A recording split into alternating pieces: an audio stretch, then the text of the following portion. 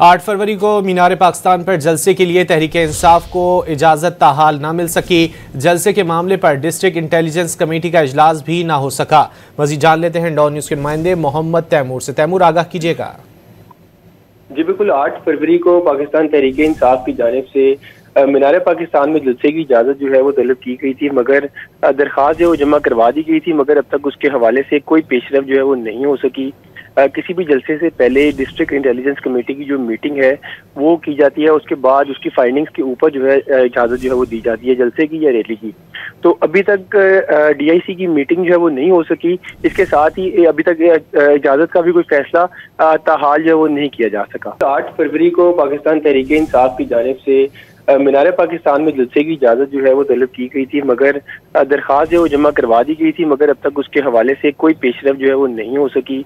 किसी भी जलसे से पहले डिस्ट्रिक्ट इंटेलिजेंस कमेटी की जो मीटिंग है वो की जाती है, उसके बाद उसकी फाइंडिंग्स के ऊपर जो है इजाज़त जो है वो दी जाती है जलसे की या रैली की। तो अभी तक DIC की मीटिंग जो है वो नहीं हो सकी।